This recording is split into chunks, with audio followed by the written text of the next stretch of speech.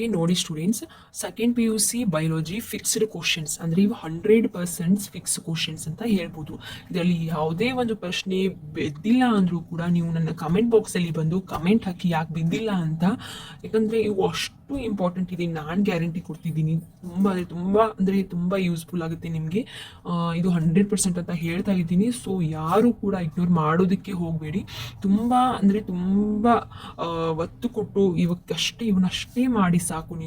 ನೀವು ಇದರಲ್ಲಿ full marks ಪಡೆಯೋದಂತೂ guarantee ಅಂತ ಹೇಳ್ಬೋದು.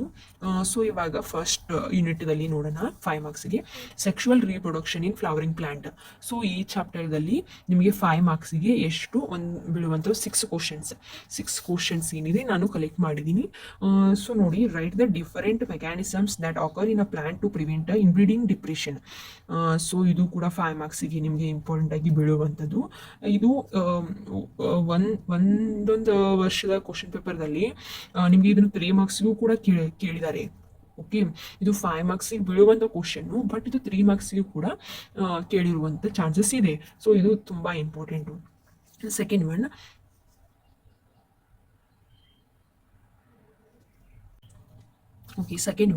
list out any 2 differences between microsporogenesis and megasporogenesis.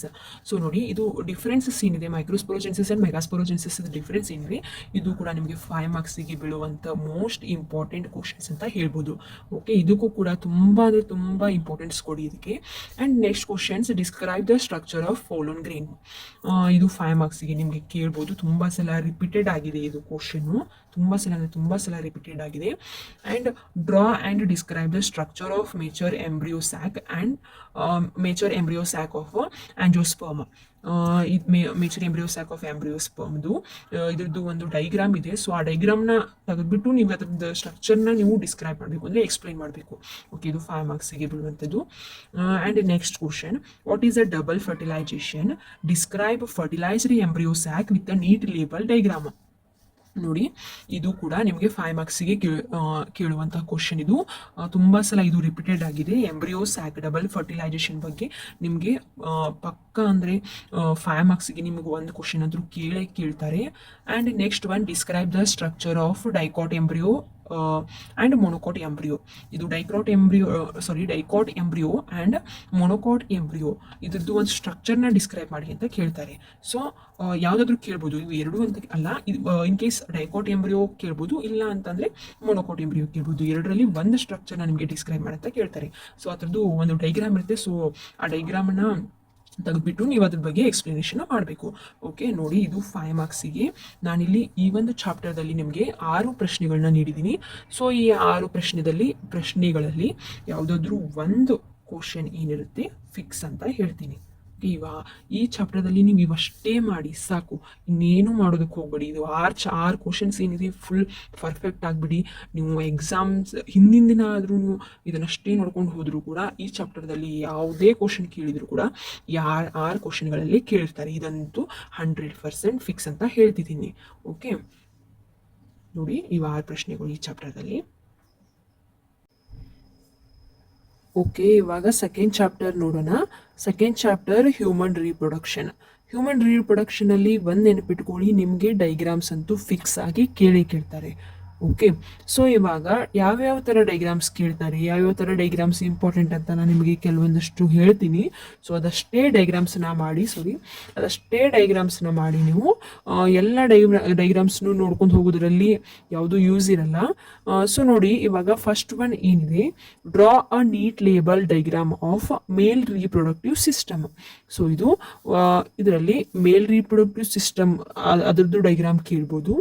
And female reproductive system, ಎರಡನ್ನ ನೀವು ಡೈಗ್ರಾಮ್ಸ್ ಏನಿವೆ ನೀವು ಪ್ರಿಪೇರ್ ಆಗಿಬಿಡಿ, ಫುಲ್ ಪ್ರಾಕ್ಟೀಸ್ ಮಾಡಿ ತೆಗೆದುಬಿಡಿ ಅವೆರಡು ಡೈಗ್ರಾಮ್ಸನ್ನು. ಸೊ ಅದು 5 ಮಾರ್ಕ್ಸಿಗೆ ನಿಮಗೆ ಕೇಳ್ತಾರೆ. And next one, draw a neat label diagram of mammary gland. ಇದ್ರದ್ದು ಡೈಗ್ರಾಮ್ ಒಂದು ಫಿಕ್ಸ್ ಆಗಿ ಕೇಳ್ತಾರೆ. ಆ್ಯಂಡ್ ಯಾವುದೇ ಒಂದು ಡೈಗ್ರಾಮ್ ತೆಗೆದ್ರೂ ಕೂಡ ನಿಮಗೆ 10 ಲೇಬ್ಲಿಂಗ್ ಅಂತೂ ನೀವು ಮಾಡಲೇಬೇಕಾಗುತ್ತೆ. ಓಕೆ 10 ಲೇಬ್ಲಿಂಗ್ ಅಂತೂ ನಿಮಗೆ ಫಿಕ್ಸ್ ಮಾಡಲೇಬೇಕಾಗುತ್ತೆ. ಸೊ ಆಗ ನಿಮಗೆ 5/5 ಮಾರ್ಕ್ಸ್ ನಿಮಗೆ ಕೊಡ್ತಾರೆ. ಲೇಬ್ಲಿಂಗ್ ಮಾತ್ರ ನೀವು ನೋಡ್ಕೊಂಡ್ಬಿಡಿ, 10 ಲೇಬ್ಲಿಂಗ್ ಮಾತ್ರ. Okay, next one explain the different phases of menstrual cycle. So ಇದಂತೂ ತುಂಬ ಅಂದರೆ ತುಂಬ ಇಂಪಾರ್ಟೆಂಟ್ ಅಂತ ಹೇಳ್ಬೋದು. ಮೆನ್ಸ್ಟ್ರುವಲ್ ಸೈಕಲ್ದು ಫೇಸಸ್ ಏನಿದೆ ಅವನ್ನ ನೀವು ಎಕ್ಸ್ಪ್ಲೇನ್ ಮಾಡಲೇಬೇಕು. ಸೊ ತುಂಬ ಸಲ ರಿಪೀಟೆಡ್ ಆಗಿದೆ ಇದು ಮೆನ್ಸ್ಟ್ರುವಲ್ ಸೈಕಲ್ ಫೇಸಸ್ಸು. ಸೊ ಇದು 5 ಮಾರ್ಕ್ಸಿಗೆ ನಿಮಗೆ ಫಿಕ್ಸ್ ಅಂತ ಹೇಳ್ಬೋದು. ಇದು ಹ್ಯೂಮನ್ ರೀಪ್ರೊಡಕ್ಟಿವ್ ಸಿಸ್ಟಮಲ್ಲಿ. ಸೊ ಹ್ಯೂಮನ್ ರೀಪ್ರೊಡಕ್ಷನ್ ಚಾಪ್ಟರಲ್ಲಿ ನಿಮಗೆ ಒಂದು ಮೇಲ್ ರೀಪ್ರೊಡಕ್ಟಿವ್ ಸಿಸ್ಟಮ್ ಬಗ್ಗೆ ಡೈಗ್ರಾಮು, ಫೀಮೇಲ್ ರೀಪ್ರೊಡಕ್ಟಿವ್ ಸಿಸ್ಟಮ್ ಬಗ್ಗೆ, ಆಮೇಲೆ ಮೆಮೊರಿ ಗ್ಲ್ಯಾಂಡ್ ಒಂದು ಡೈಗ್ರಾಮ್ ಇರ್ಬೋದು, ಹಾಗೆ different phases of menstrual cycle ಅದು ಒಂದು ನಿಮಗೆ ಇಂಪಾರ್ಟೆಂಟ್ ಅಂತ ಹೇಳ್ಬೋದು. ಆ್ಯಂಡ್ ನೆಕ್ಸ್ಟ್ ಒನ್ ನಿಮಗೆ what is placenta, list out its functions.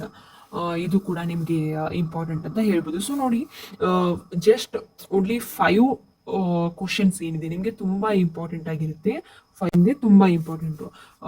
ಏನು ಡೈಗ್ರಾಮ್ಸ್ ಇದೆಯಲ್ಲ, ಡೈಗ್ರಾಮ್ಸ್ ಅಷ್ಟು ಪ್ರಾಕ್ಟೀಸ್ ಮಾಡಿ ಆ್ಯಂಡ್ 10 ಲೇಬ್ಲಿಂಗ್ಸ್ನ ನೋಡ್ಕೊಳ್ಳಿ. ಇದಷ್ಟೇ ಮಾಡಿದರೆ ಸಾಕು, ನಿಮಗೆ ಈ ಒಂದು ಚಾಪ್ಟರಲ್ಲಿ ನೀವು ಫುಲ್ ಮಾರ್ಕ್ಸ್ ತೊಗೊಳೋಕ್ಕೆ ಸಾಧ್ಯ ಅಂತ ಹೇಳ್ಬೋದು.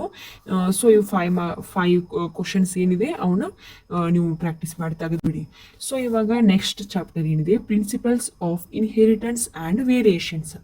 ಸೊ ನೋಡಿ, ಈ ಚಾಪ್ಟರಲ್ಲಿ ನಿಮಗೆ ಯಾವ ಥರ ಕ್ವಶನ್ಸ್ನ ಕೇಳ್ತಾರೆ ಅಂದರೆ, first one explain the inheritance of one gene with suitable illustration.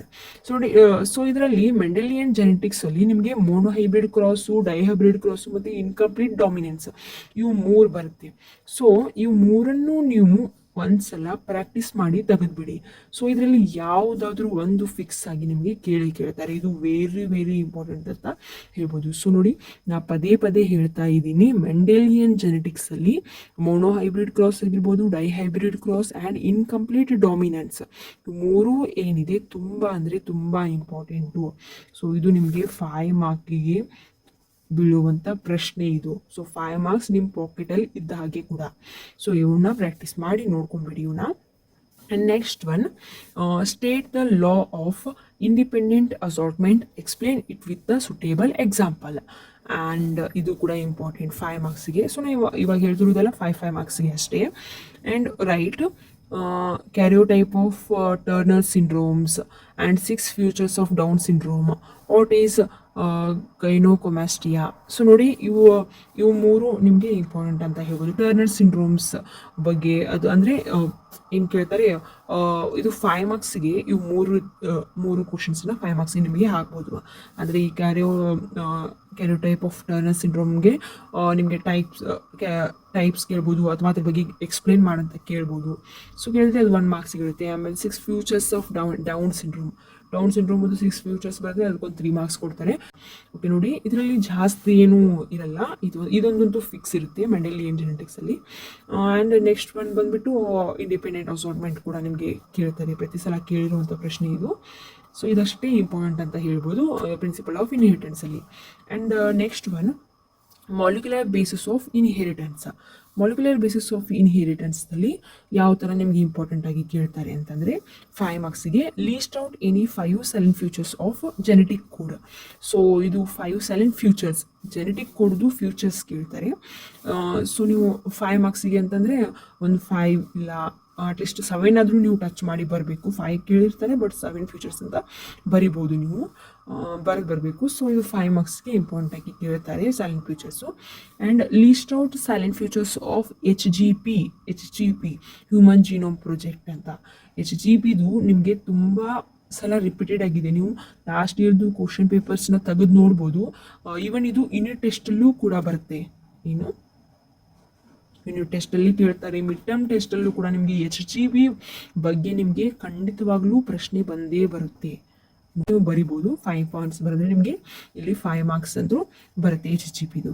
And next one 2 questions ಆಯಿತು ಇದರಲ್ಲಿ ಮಾಲಿಕ್ಯುಲರ್ ಬೇಸಿಸ್ ಆಫ್ ಇನ್ಹೆರಿಟೆನ್ಸ್ನಲ್ಲಿ. And explain the lac operon ಬಗ್ಗೆ ಕೇಳ್ಬೋದು, ಎಕ್ಸ್ಪ್ಲೇನ್ ಮಾಡಂತ ಕೇಳ್ಬೋದು ಲ್ಯಾಕ್ ಆಪೆರಾನ್ ಬಗ್ಗೆ. And next discuss an experiment that proved DNA replicates by a semi conservative method. DNA ಅದು ಎಕ್ಸ್ಪೆರಿಮೆಂಟನ್ನು ಎಕ್ಸ್ಪ್ಲೇನ್ ಮಾಡಂತ ಕೇಳ್ಬೋದು. ಸೊ ಸೆಮಿ ಕನ್ಸರ್ವೇಟಿವ್ ಮೆಥಡ್ದು and next one Chase experiment ಬಗ್ಗೆನೂ ನಿಮಗೆ ಇದು ತುಂಬ ಸಲ ರಿಪೀಟೆಡ್ ಆಗಿರುವಂಥ ಕ್ವಶನ್ ಇದು. ಸೊ DNA ಆಗಿರ್ಬೋದು, ಲ್ಯಾಕೋಪ್ರಾನ್ ಆಗಿರ್ಬೋದು, HGP, ಜೆನೆಟಿಕ್ ಕೋಡು, ಇವೆಲ್ಲ ನಿಮಗೆ ಈ ಒಂದು ಚಾಪ್ಟರ್ದಲ್ಲಿ ಕೇಳ್ಬೋದು ಅಂತ 5 ಮಾರ್ಕ್ಸಿಗೆ ಕೇಳ್ಬೋದು ಅಂತ ವೆರಿ ಇಂಪಾರ್ಟೆಂಟ್ ಪ್ರಶ್ನೆ ಅಂತ ಹೇಳ್ಬೋದು. ಸೊ ತುಂಬ ಚೇಸ್ ಎಕ್ಸ್ಪೆರಿಮೆಂಟು ಇದು ಕೂಡ ರಿಪೀಟೆಡ್ ಆಗಿದೆ, ಇವನ್ ಮಿಡ್ ಟರ್ಮಲ್ಲೂ ಕೂಡ ಕೇಳಿದ್ದಾರೆ ಇದನ್ನು. ಸೊ ಇದ್ರ ಬಗ್ಗೆನೂ ನೀವು ನೋಡ್ಕೋಬೇಕು ಎಕ್ಸ್ಪೆರಿಮೆಂಟ್ ಹೇಗಿದೆ ಅಂತ. ಸೊ ನೋಡಿ ಈ ಒಂದು ಚಾಪ್ಟರಲ್ಲಿ ನಿಮಗೆ ಇಷ್ಟು ಇಂಪಾರ್ಟೆಂಟ್ ಅಂತ ಹೇಳ್ಬೋದು. ನಿಮಗೆ ಇದ್ರದ್ದು ಆನ್ಸರ್ಸ್ ಎಲ್ಲ ಬೇಕಿದ್ರೆ ನನಗೆ ಕಮೆಂಟ್ ಬಾಕ್ಸಲ್ಲಿ ಆನ್ಸರ್ಸ್ ಅಂತ ಕಮೆಂಟ್ ಹಾಕಿ. So I will definitely upload that all answers. Okay students, next chapter ನೋಡೋಣ. ನೆಕ್ಸ್ಟ್ ಚಾಪ್ಟರ್ ಬಂದುಬಿಟ್ಟು human health and disease. Human health and ಡಿಸೀಸಲ್ಲಿ ನಿಮಗೆ ಒನ್ ಕ್ವಶನ್ ಅಂತೂ ಹ್ಯೂಮನ್ ಹೆಲ್ತ್ ಆ್ಯಂಡ್ ಡಿಸೀಸಲ್ಲಿ ನಿಮಗೆ ಒನ್ ಫಿಕ್ಸ್ ಆಗಿ ಬೀಳುತ್ತೆ. ಅದು 5 ಮಾರ್ಕ್ಸಿಗೆ ಒಂದು ಕ್ವಶನ್ಸ್ ಅಂತೂ ಫಿಕ್ಸ್ ಆಗಿ ಬೀಳುತ್ತೆ. ಸೊ ಅದು ಯಾವ ಕ್ವಶನ್ ಅಂತ ನೋಡೋಣ. Right the symptoms, parts affected, pathogen and type of pathogen for the following diseases. ಅಂದರೆ ನಿಮಗೆ ಒಂದು ಡಿಸೀಸಸ್ ಕೊಡ್ತಾರೆ, ಎಷ್ಟೊಂದು 8 ಡಿಸೀಸಸ್ ಇದ್ದಾವೆ. ಟೈಫಾಯ್ಡ್ ಆಗಿರ್ಬೋದು, ನ್ಯೂಮೋನಿಯಾ ಆಗಿರ್ಬೋದು, ಕಾಮನ್ ಕೋಲ್ಡ್, ಮಲೇರಿಯಾ, ಅಮಿಯೋಬಯಾಸಿಸ್ ಆ್ಯಂಡ್ ಇದು ಆಗಿರ್ಬೋದು, ಎಲಿಫೆಂಟೈಸಿಸ್ ಆಗಿರ್ಬೋದು, ರಿಂಗ್ವಾಮ್ ಆಗಿರ್ಬೋದು, ಅಸ್ಕ್ಯಾರಿಯಾಸಸ್ ಆಗಿರ್ಬೋದು. ಸೊ ಇಷ್ಟು 8 ಏನಿವೆ 8 ಒಂದು ಡಿಸೀಸನ್ನು ಕೊಡ್ತಾರೆ. ಸೊ ಆ ಡಿಸೀಸದ್ದು ಸಿಂಪ್ಟಮ್ಸ್ ಏನಿದೆ, ಅದರದ್ದು ಪಾರ್ಟ್ಸ್ ಅಫೆಕ್ಟೆಡ್, ಯಾವ ಥರ ಅಫೆಕ್ಟೆಡ್ ಆಗುತ್ತೆ, ಸೊ ಅದರದ್ದು ನೀವು ಎಕ್ಸ್ಪ್ಲನೇಷನನ್ನು ಕೊಡಬೇಕಾಗುತ್ತೆ. ಸೊ ಇವು 8 ಡಿಸೀಸಸ್ ಏನಿದೆ ಅದ್ರ ಬಗ್ಗೆ ಸಿಂಪ್ಟಮ್ಸು, ಪಾರ್ಟ್ಸ್ ಅಫೆಕ್ಟೆಡು, ಪ್ಯಾಥೋಜನ್ನು, ಸೊ ಅದನ್ನೆಲ್ಲ ನೀವು ಒಂದು ಕಡೆ ಲಿಸ್ಟ್ ಮಾಡಿ ಇಟ್ಕೊಂಡ್ಬಿಡಿ. ಟೈಫಾಯ್ಡ್ ಅಂತ ಬರೆದು ಅದರದ್ದು ಸಿಂಪ್ಟಮ್ಸ್ ಏನಿದೆ ಅಂತ ಬರೆದು ಅದ್ರ ಪಾರ್ಟ್ಸ್ ಅಫೆಕ್ಟೆಡ್ ಏನಾಗುತ್ತೆ, ಪ್ಯಾಥೋಜನ್ ಏನಿದೆ, ಸೊ ಅದಷ್ಟು ಬರೆದುಬಿಟ್ರೆ ನಿಮಗೆ ತುಂಬ ಈಸಿಯಾಗಿ ಎಕ್ಸಾಮ್ಸ್ ಟೈಮ್ಗಳಲ್ಲಿ ನೀವು ಈಸಿಯಾಗಿ ಓದ್ಕೊಳ್ಳೋಕ್ಕೆ ಅನುಕೂಲ ಆಗುತ್ತೆ. ಸೊ ಇದಂತೂ ನಿಮಗೆ 5 ಮಾರ್ಕ್ಸಿಗೆ ಫಿಕ್ಸ್ ಕ್ವಶನ್ ಅಂತ ಹೇಳ್ಬೋದು. ಡಿಸೀಸ್ ಬಗ್ಗೆ ಅಂತೂ ಪಕ್ಕ ಬಂದೇ ಬೀಳುತ್ತೆ. ಈ 8 ಡಿಸೀಸಲ್ಲಿ 1 ಡಿಸೀಸ್ ಬಗ್ಗೆ ಆದರೂ ನಿಮ್ಗೆ ಕೊಡ್ತಾರೆ ಅವರು. ಸೊ ನೆಕ್ಸ್ಟ್ ಒನ್ ಬಂದುಬಿಟ್ಟು explain the replication of retroviruses with the neat label diagram. Okay, ಇದರಲ್ಲೂ ಕೂಡ ಒಂದು ಡೈಗ್ರಾಮ್ ಕೇಳ್ಬೋದು, ಇಂಪಾರ್ಟೆಂಟ್ ಡೈಗ್ರಾಮ್ಸ್ ಇದು ಕೂಡ. ನೋಡಿ, retroviruses with a neat label diagram. And next one, describe the life cycle of malarial parasite. So ನೋಡಿ, ಮೊಲಾರಿಯಲ್ parasite ಬಗ್ಗೆ ನಿಮಗೆ ಲೈಫ್ ಸೈಕಲ್ ಕೇಳ್ತಾರೆ. ಓಕೆ, ಮೊಲಾರಿಯಲ್ ಪ್ಯಾರಾಸೈಟ್ ಬಗ್ಗೆ ನಿಮಗೆ ಲೈಫ್ ಸೈಕಲ್ ಕೇಳ್ತಾರೆ, ಅದು ಅಂತ ಫಿಕ್ಸ್ ಅಂತ ನಿಮಗೆ ಹೇಳ್ಬೋದು. ಮೊಲಾರಿಯಲ್ ಪ್ಯಾರಾಸೈಟ್ ಬಗ್ಗೆ 5 ಮಾರ್ಕ್ಸಿಗೆ ನಿಮಗೆ ಕೇಳುವಂಥದ್ದು 5 ಮಾರ್ಕ್ಸಿಗೆ. ಇದ್ರದ್ದು ಡೈಗ್ರಾಮನ್ನು ಕೇಳ್ಬೋದು. ಆ್ಯಂಡ್ ಲೈಫ್ ಸೈಕಲ್, ಮೊಲಾರಿಯಲ್ ಪ್ಯಾರಾಸೈಟ್ದು ಒಂದು ಲೈಫ್ ಸೈಕಲ್ ಇದೆ, ಸೊ ಅದನ್ನು ಡಿಸ್ಕ್ರೈಬ್ ಮಾಡಬೇಕು, ನೀವು ಎಕ್ಸ್ಪ್ಲನೇಷನ್ ಮಾಡಬೇಕು. And discuss the ಪ್ರಿವೆಂಟೇಷನ್ and control of drug abuse. So ನೋಡಿ, ಡ್ರಗ್ ಅಬ್ಯೂಸ್ ಬಗ್ಗೆ ನಿಮಗೆ ಯಾವ ಥರ ನೀವು ಪ್ರಿವೆಂಟೇಷನ್ ಮಾಡಬೇಕು ಆ್ಯಂಡ್ ಹೇಗೆ ಕಂಟ್ರೋಲ್ ನೀವು ಮಾಡ್ತೀರಾ, ಸೊ ಅದ್ರದ್ದು ಸ್ವಲ್ಪ ಎಕ್ಸ್ಪ್ಲನೇಷನನ್ನು ಒಂದು 5 to 6 ಲೈನ್ಸ್ ಆಗಿರ್ಬೋದು, ನೀವು ಅದನ್ನು ಎಕ್ಸ್ಪ್ಲನೇಷನನ್ನು ಮಾಡಬೇಕಾಗುತ್ತೆ. ಸೊ ಇದು ನಿಮಗೆ ಈಸಿಯಾಗಿ ಯಾವ ಥರ ಅಂಡರ್ಸ್ಟ್ಯಾಂಡ್ ಆಗುತ್ತೆ, ನಿಮಗೆ ಯಾವ ಥರ ಈಸಿ ಆಗುತ್ತೆ, ನೀವು ಆ ಥರನೂ ಇದನ್ನು ಕೂಡ ಎಕ್ಸ್ಪ್ಲನೇಷನ್ ಮಾಡಿ ಇಟ್ಕೋಬೋದು. ಸೊ ಆನ್ಸರ್ನ ಅಪ್ಲೋಡ್ ಮಾಡಿ ಅಂತ ಕೇಳಿದರೆ ನಾನು ಇದರಲ್ಲಿ ಎಲ್ಲರದ್ದು ಕೂಡ ಆನ್ಸರ್ನ ನಿಮಗೆ ಅಪ್ಲೋಡ್ ಮಾಡ್ತೀನಿ. ಸೊ ನೋಡಿ, ಈ ಒಂದು ಹ್ಯೂಮನ್ ಹೆಲ್ತ್ ಆ್ಯಂಡ್ ಡಿಸೀಸಸ್ ಈ ಒಂದು ಚಾಪ್ಟರಲ್ಲಿ ನಿಮಗೆ ಕೇವಲ ಒಂದು 4 ಪ್ರಶ್ನೆಗಳು ಇಂಪಾರ್ಟೆಂಟ್ ಆಗಿವೆ.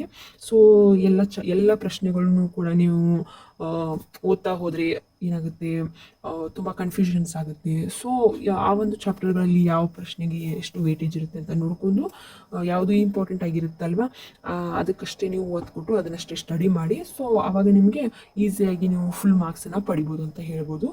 ಸೊ ನೋಡಿ, ಇದೆಷ್ಟು ಪ್ರಶ್ನೆಗಳನ್ನ ನೋಡ್ಕೊಳ್ಳಿ ಈ ಒಂದು ಚಾಪ್ಟರಲ್ಲಿ, ತುಂಬ ವೆರಿ ವೆರಿ ಇಂಪಾರ್ಟೆಂಟ್ ಅಂತ ಹೇಳ್ತಾ ಇದ್ದೀನಿ. ಸೊ ಯಾರೂ ವಿಡಿಯೋನ ಸ್ಕಿಪ್ ಮಾಡಿದೆ ಎಂಡ್ವರೆಗೂ ನೋಡಿ. ಸೊ ನೆಕ್ಸ್ಟ್ ಚಾಪ್ಟರ್ ಬಂದುಬಿಟ್ಟು microbes in human welfare. Microbes in human ವೆಲ್ಫೇರ್ದಲ್ಲಿ ನಿಮಗೆ ಯಾವ ಥರ 5 ಮಾರ್ಕ್ಸ್ಗೆ ಇಂಪಾರ್ಟೆಂಟ್ ಕ್ವಶನ್ಸ್ ಕೇಳ್ತಾರೆ ಅನ್ನೋದನ್ನು ನೋಡೋಣ.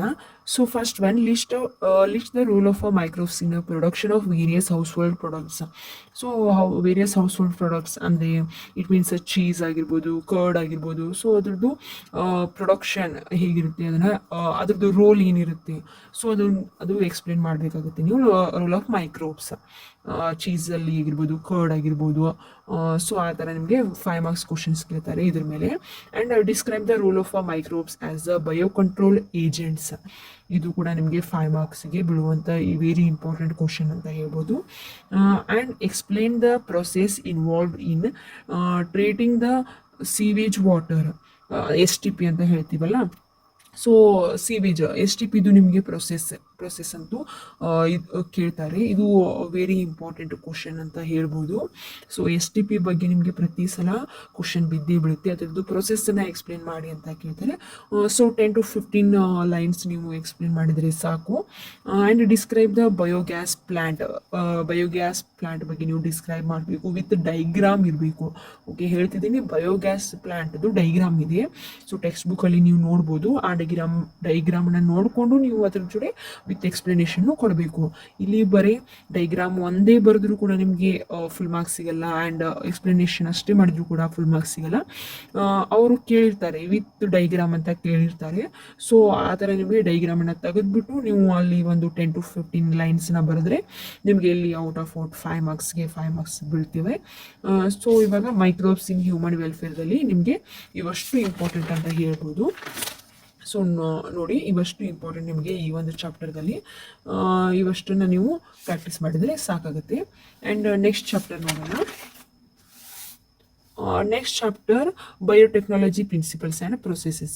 So biotechnology principles and processes ಈ ಒಂದು ಚಾಪ್ಟರ್ದಲ್ಲಿ ನಿಮಗೆ ಒನ್ ಕ್ವಶನ್ ಅಂತೂ 5 ಮಾರ್ಕ್ಸ್ಗೆ ಫಿಕ್ಸ್ ಆಗಿ ನಿಮಗೆ 1 ಕ್ವಶನ್ ಅಂತೂ ಬಿದ್ದೇ ಬೀಳುತ್ತೆ.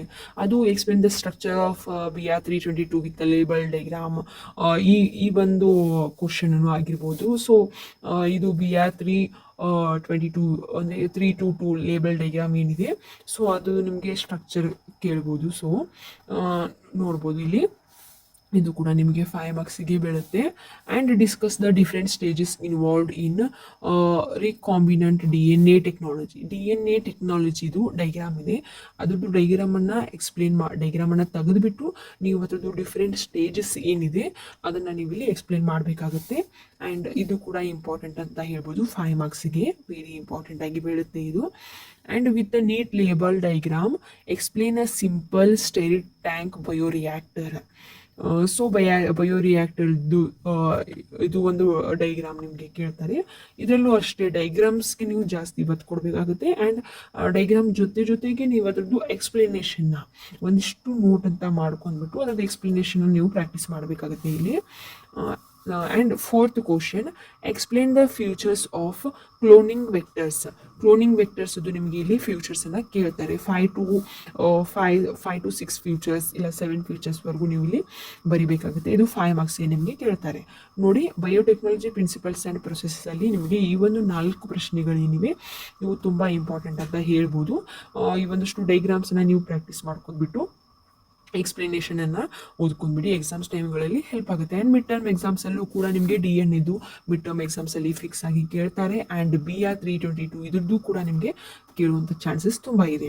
And next one, biotechnology and it's ಅಪ್ಲಿಕೇಶನ್ಸಲ್ಲಿ ನಿಮಗೆ ಯಾವುದೇ ರೀತಿಯ ಅಂತ ಅಂದರೆ there is no any 5 marks questions.